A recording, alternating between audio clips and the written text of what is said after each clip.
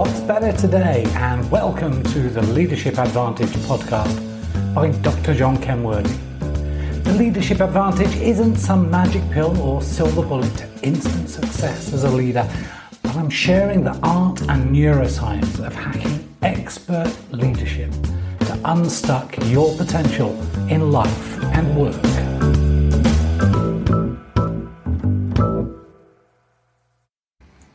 Hey there, and welcome to this edition of the Leadership Advantage podcast, and we're continuing the Joy at Work series, and this month looking at letting go to gain control.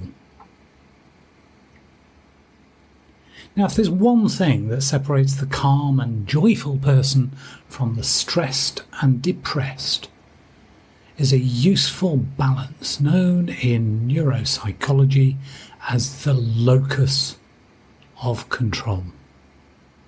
Someone with an internal locus of control believes that he or she can influence events and their outcomes, while someone with an external locus of control blames outside forces for everything. In general terms, if you believe that everything is beyond or outside your control, then you are likely to be more anxious, highly stressed, and quick to blame others for all failings. And normally, a high internal locus of control means that you accept responsibility, that your abilities and effort determine your outcomes. An internal locus of control is going to bring you more benefits in the long term as you choose to be at cause for your life. But let's be clear, it's a belief that you can and do influence events and their outcomes, not always control them.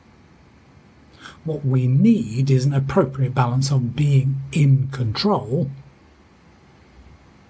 and sometimes we need to let go to gain control.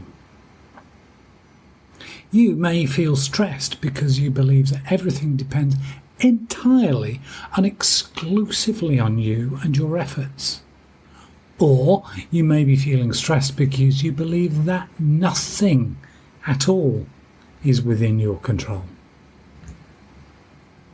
What helps us to distinguish between being stressed out and effective is about control and quite literally how hands-on you are.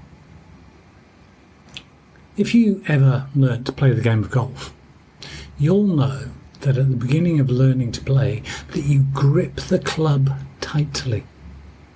After all, this is basically holding onto a stick that you will swing through the air and hit a ball, allowing the club to follow through. If you don't hold on tight, the club might just go as far as the ball. I appreciate that you may never have played golf, so you can also liken this to the tight grips on the reins of a horse, or controlling your dog on a very short leash, holding on tight to your child's hand as you cross the road. New golfers have to learn how to let go, to relax their grip.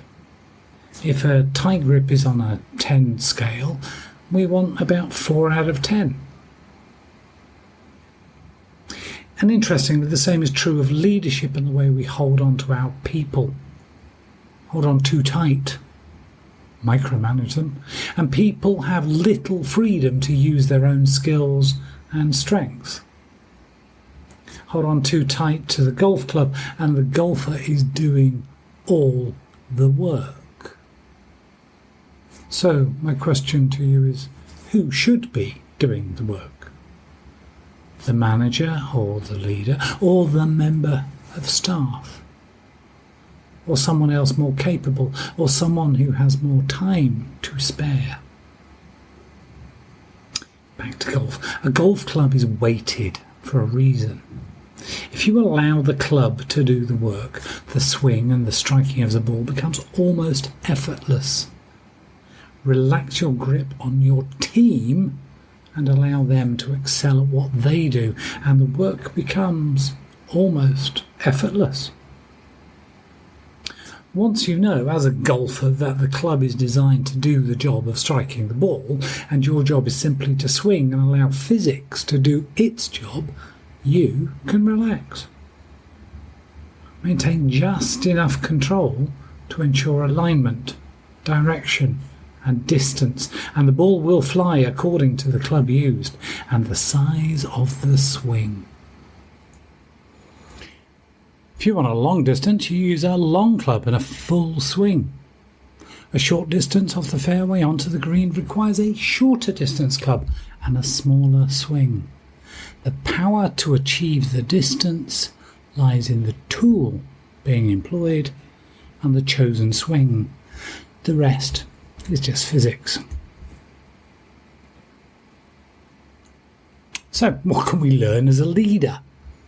Well, to hit your target at some point, you have to let go.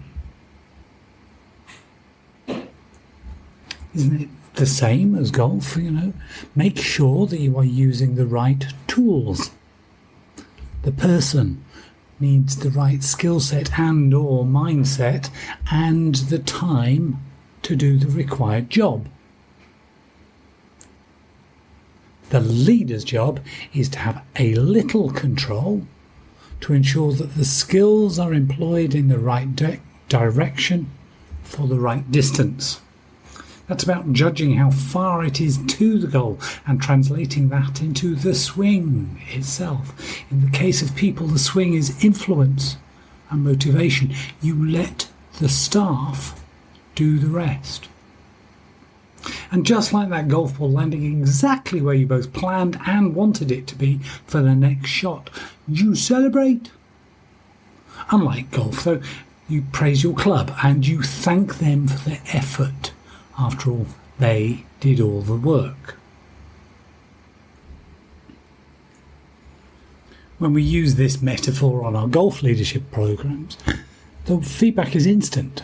Hold tight onto the club, and the golfer has to use a great deal of effort, and the ball often ends up being pulled, pushed, sliced or hooked, going a third of the required distance. Relax the grip, maintaining directional control, and the ball flies straight to the full distance of the club and the swing used. For non-golfers, try this with a horse. Hold on tight, and that horse will slow down, even when you whip it. If you've got a dog, put it on a really short leash, and it will stay by your side while it is pulling your arm out of its socket. Your child dangles from your hand as you cross the road, and of course your team members await your next specific instruction on what they should do next. When the going gets tough, leaders in control let go. Yet new golfers in particular find their grip tightening in more difficult situations. The very moment when they need to be most at ease, most truly controlling, fear envelops them, pressure builds, the grip tightens and the ball goes astray. If you have to keep a tight grip on something, keep everyone tightly focused on the goal and direction. See, the same is true of business leaders under pressure. Listen to the media hype about the doom and gloom of the current economic situation, and fear can easily creep into the mind. Many leaders respond by tightening their grip on their people and their business, believing that the more tightly they hold, the more control they have and the more likely they are going to survive and pull through. Albeit they expend huge amounts of effort, feel incredibly stressed, and they're more likely to explode a blood vessel.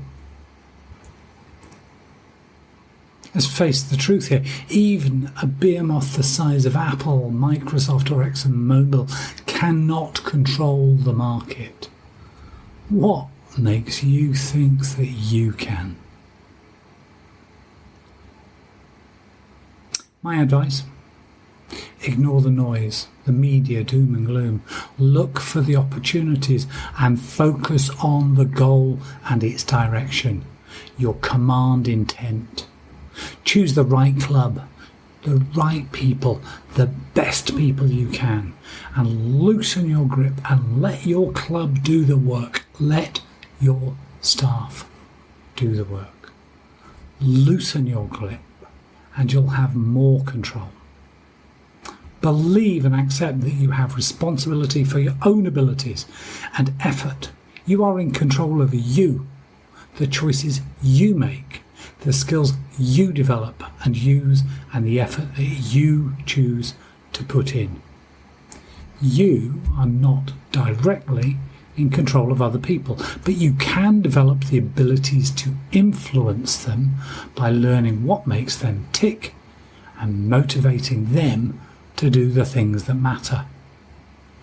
You're not in control of the world economy, the weather, natural disasters, but you can adjust your actions based on what appears to be happening and accept responsibility for the assumptions that you make. Loosen your grip and you'll have more control.